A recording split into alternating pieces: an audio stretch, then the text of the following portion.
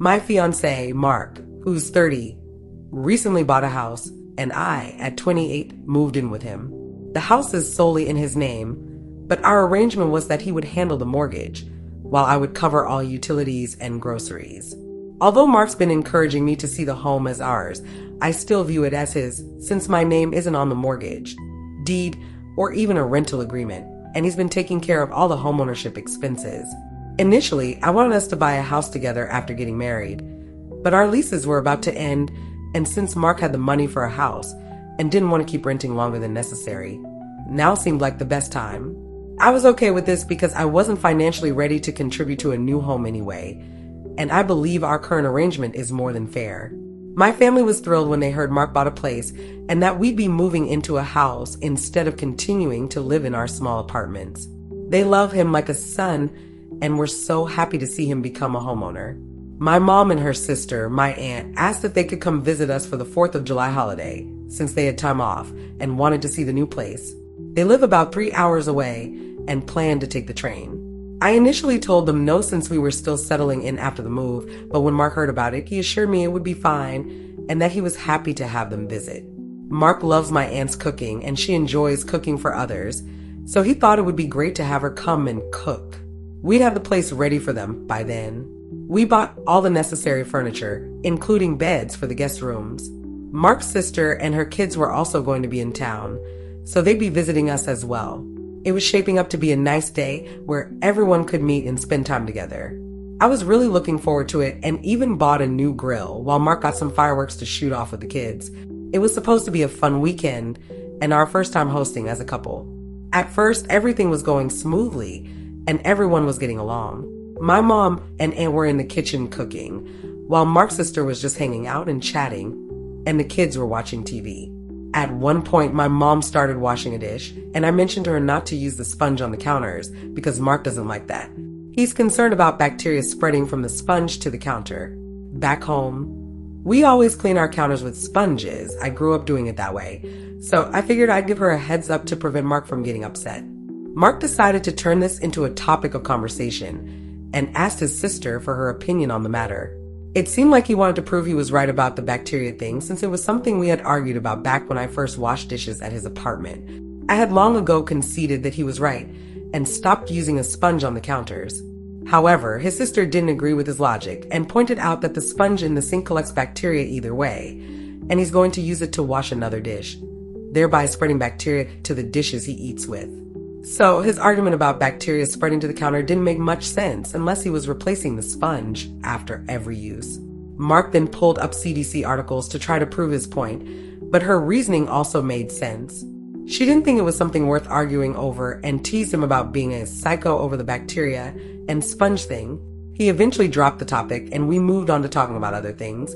I should mention that the new house has quartz counters, and Mark made it clear when we moved in that I definitely shouldn't use a sponge on them because he says it'll damage the stone. So the whole bacteria debate was pointless anyway. We were chatting about the house, and I mentioned how careful Mark has been with everything, joking that he's been waking up at 4 a.m. to trim the hedges in the front lawn like a psycho. He laughed, but I later found out he took offense to my comment. My mom made a joke at some point about how particular Mark is with the new house, and she and my aunt laughed. Earlier, he had already joked around with her through the security cameras when she went outside, scaring her by telling her to wipe her feet before coming in. He thought it was funny to mess with her like that. I knew there was an element of truth to his joking, but my mom took it in stride since she also likes to joke around with him, so I thought everything was fine. The kids were sitting alone on the couch, and I was trying to be a good host, so I asked if they wanted anything to eat or drink. Mark's nephew, who's 7, asked for a cookie, so I gave him one along with a napkin, and he went back to the couch to continue watching TV with his brother. I didn't see it, but apparently he dropped some cookie crumbs on the couch while eating. Obviously, it wasn't on purpose. They're good kids. Mark noticed the crumbs and immediately got upset, scolding his nephew. I stepped in and said it was my fault since I gave him the cookie.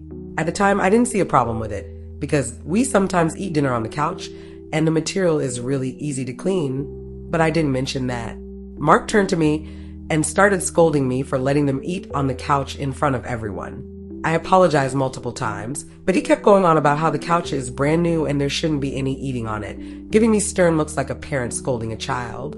After my third apology, his sister stepped in and said, "Okay, bro," she apologized. "I think she gets it." I was super embarrassed to be scolded like that in front of everyone, but I shrugged it off because I didn't want to kill the mood or make things more awkward for our guests. We ended the night by shooting off fireworks with his nephews, and then they went home with his sister, and we went to bed. By this point, my family had picked up on how seriously Mark took the upkeep of the house, and they started feeling uncomfortable, like they were intruding on his meticulously clean space. The next day, they spent most of their time outside, shopping and going for walks, just to stay out of the way. Mark spent the day locked in his office, working and playing video games, barely coming out at all. It was unusual for my family to spend so much time away from us. They usually enjoy chatting and spending time together. That evening, I decided to join them on one of their walks, and my mom mentioned how much she loved the area we live in because of all the parks. She said she couldn't wait to visit again, but not to worry because next time she'd rent a hotel room so she wouldn't bother us too much. Hearing that really hurt because I realized we had made her and my aunt feel unwelcome in our new home. She'd never come out and say it, but my mom and aunt had visited me in my tiny apartment before, slept on air mattresses, and never once complained or mentioned preferring to stay in a hotel. When we got back, it was late, and Mark was still in his office playing video games. I could tell he was being distant, and I didn't want to bother him, so I went to bed. He joined me a few minutes later and said he wanted to talk. He told me he didn't like the comment I made earlier, calling him a psycho in my story, and that he was also unhappy with my family for joking and laughing about him. He said he felt disrespected in his own house. I had so many things I wanted to say to him, but with my family in the next room and knowing how Mark tends to raise his voice during disagreements, I just apologized. I explained that I was only telling a funny story and that it was completely a joke. I didn't mean it literally, but I understood where he was coming from and assured him it wouldn't happen again. I also apologized on behalf of my family, telling him they meant no harm and that from my perspective, it seemed like he was joking back with them, but I was sorry either way. I also pointed out that his sister had also called him a psycho and asked if he was upset with her too. He said he had already talked to his sister about it, and she apologized, so they were good. My family was supposed to stay with us for a couple more days. So after apologizing to Mark for everything, I told him what my mom had said about staying in a hotel and how I could tell they felt unwelcome. I explained how much it broke my heart that they felt that way in what was supposed to be our home. Since he was upset with them too, I assured him that I'd make sure we spend the next couple of days doing things outside the house, so they wouldn't be in his way until they left. Even though I was apologizing, my heart ached for my family. In that moment, I decided I couldn't stay with someone who made our guests, especially my family, who mean the world to me, feel so unwelcome. They had traveled 3 hours by train, excited to visit, and my aunt had even gone out of her way to visit a special supermarket to buy the right sausages to make Mark's favorite dish. She carried them in a cooler on the train, along with other goodies she thought he'd like. The love and thoughtfulness she put into it broke me a little. She's far from wealthy, but she's incredibly generous with what she has, and I love her so much for that. She's always getting Mark's favorite foods and buying him little gifts whenever we visit her. I felt awful for putting her in a situation where she felt unwelcome. I don't think Mark ever even offered them a glass of water the whole time they were with us. It truly felt like he cared more about his precious new house than the people in it. Anyway, I told Mark that after I dropped my family off at the train station on their last day, I'd be leaving too, and that it was over between us. He wouldn't have to worry about us messing up his place or disrespecting him in his own house anymore.